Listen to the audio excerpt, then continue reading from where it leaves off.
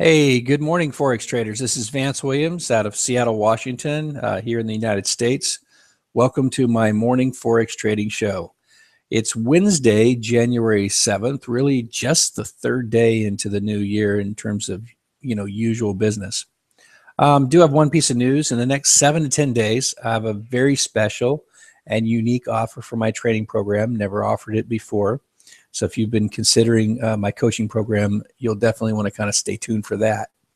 To see more of what I'm talking about on the show, once you click play, just a little house cleaning here, just be sure and click be part of the conversation. And that way you can actually follow me on Twitter. This is where to find out when my shows are happening and what I'm doing. I just sent out a tweet a few minutes before the live show begins, and that way you're going to be up to speed. Also my website right here, Forex Art of War. When you go there, you can actually download my books or look at trading options. But like I said, 7 to 10 days, we're going to have something pretty cool coming, so watch for that. All right. As always, please keep in mind that what I do on this show is for your educational purposes only.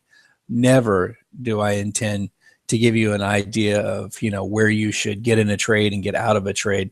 That requires real skill. Okay, so let's talk a little bit about fundamentals. We finally got some data out of the United Kingdom that suggests that rates will not be raised, interest rates, that is, as soon as expected. This is part of the reason for the pound dollar falling, as you've seen. Obviously, some people knew about that in advance. But after the first few days of real business in 2015, the general consensus is that the euro doesn't have much of a leg to stand on. And part of that is because of a strong US dollar, which is only one more reason for the euro dollar to go lower. But the moment it seems like nothing but a trick could, something somebody says that's a trick, could reverse the direction of the US dollar right now. So that's the story on the street. So our traders are just continuing to trade any setup that they see that shows a buyer or seller advantage and has enough room to get in and out with good risk management. And I'm going to show you a few of those trades, what they look like, so you have an idea of what we're looking for. But clearly the central banks have changed how they do things coming into and heading out into the new year. Euro inflation data earlier this morning didn't move the market much, but we still have ADP non-farm data, which will give us the preliminary jobs numbers for December. That could move the market. And later this morning, we'll see the FOMC meeting minutes. We'll see if that has any surprises for us. So there's still some risk events ahead today. Tomorrow we'll hear from the UK Central Bank, but it appears like central banks may have completely broken ranks with one another. And what I mean by that is that they might just be doing their own thing now instead of operating in concert. And I'll need more than 2 days to really get a read on the pattern there. But if that's true, boy, it's going to be awesome. Continue to be awesome, that is. If you watch my show, I talk each day about major bank trades. I don't mention any names on this public session, but we do go into that in our live trading room, go over their trades in a little bit more detail. But in the major bank trades, the big bank that was looking for pullbacks yesterday did pick up the US dollar yen trade, which is looking pretty good.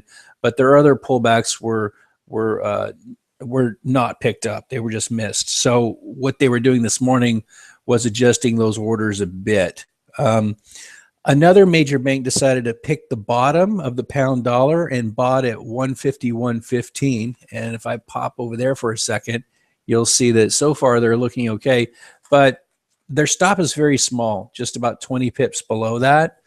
I can see the logic in that. It's called picking a bottom. They're trying to say, okay, this is where I think it's going to bounce. And, they might be right, they might be wrong, but they're probably keeping their risk very low for the potential of grabbing that bottom. the same bank also placed orders for the current trend. For example, they have an order in to sell the euro at 119.70, and they've been quiet up until today. In other words, they didn't get really back in action until today, but they placed several pullback orders. And I do want to caution you about something, and you can write this down. And if you don't know it now, if you don't believe it now, one day you will remember I said this. If you try to copy any trader, you will lose money. Thousands of people do it every day. It's never worked, never will work. It's just the way life works. There are no shortcuts to great success. But the key is you have to make your own decisions. That's the key to success. So like all real skill, that takes a good plan and time and practice, something I teach my kids all the time. But my overall view is that the major banks are catching some trades, but they're still a little bit behind the curve, as most of us are, being careful not to get caught in a correction. Okay, let's talk about the buyer and seller behavior on the charts. There were quite a few trades in the last 24 hours.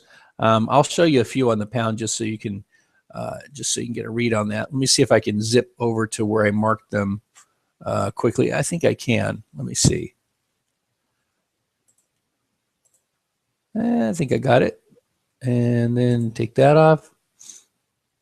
Okay, well, I'll just show you these first two and then scroll over.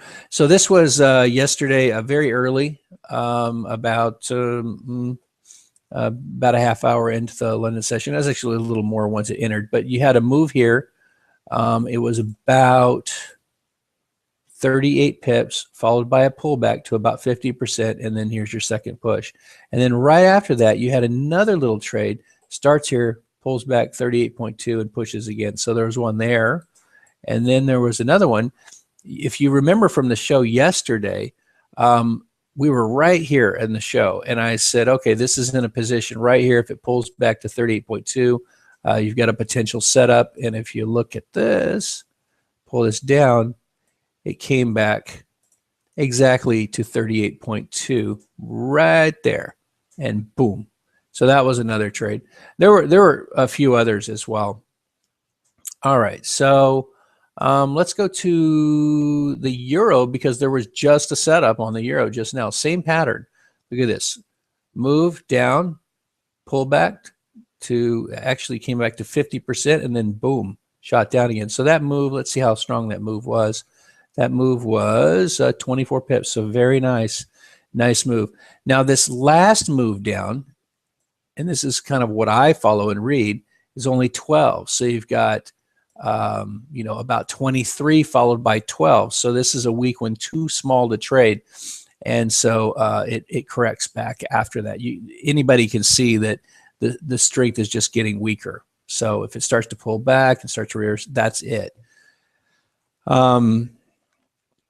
So what are we looking for on the euro right now? Very, very simple. Just look for a move below 118.20. Very simple. If you get a wave that stretches out with enough strength to enter and exit with good risk management, you've got to trade below 18.20. On the pound, let's go back to the 30-minute. And also very simple. If you get a move below 51.20, keep in mind you can see that there are some orders sitting in this area. So if it moves out strongly, it probably won't do it. But if it moves out slow, it'll continue to chip away and pick up orders. But the likely move will probably be a little bit below 51.05. But it looks like there's some buyers kind of camped out in this psychological 151.00 area, which is probably what that major bank was kind of looking to catch.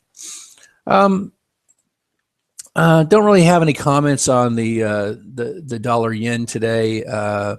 We were talking about it correcting. It did continue to correct down. It didn't do a full correction, but one of the banks actually did pick up an order. Wow, their stop was just missed. They had their stop at 118.00. They entered at 119, had their stop at 118. So they're in a little bit of profit right now. Just once again, just want to say, if you go to forexartofwar.com, you can download my free books here. You will be put on a list, but I'm only emailing at the most once a week. I do not like email. I get 300 spam a day myself. but I'll email once a week. It probably will just go to your junk mail anyway. If you really want to keep in tune with what I'm doing, get a Twitter account and follow me on Twitter. My username's Forex Art of War. But yeah, check out my training options, and keep in mind in the next 7 to 10 days, I'm going to do something really special just for a very limited time and for a limited number of people. So watch for that. Yeah, my show is a little bit early today. The reason is because I don't know, I was really, really busy yesterday and had a lot going on, and I think it just kind of carried over into my sleep, and I woke up at 2 a.m. ready to go. So here we are. Anyway, it's shaping up to be a great year. So everybody just remember, know your objective well, focus on your current objective, show up, be consistent. And if you keep doing the work, you will get the results. So for our traders, I'll see you guys at 9:30 a.m. Eastern in our trading room. We'll get together for a little while. I've got a few subjects I'm going to cover with you guys today. One of them is optimal targets. And I've got a couple other subjects I'm going to be covering. In fact, I noticed that in Asia, the volume has actually been higher on my broker than it is during the U.S. session. So I thought that was pretty interesting. So I'm going to show you guys that too. And we'll also take a close look at the major bank trades and what they're doing and preparing to do. All right, you guys, have a great one. For those of you just tuning in as a guest, wish you the best. Cheers.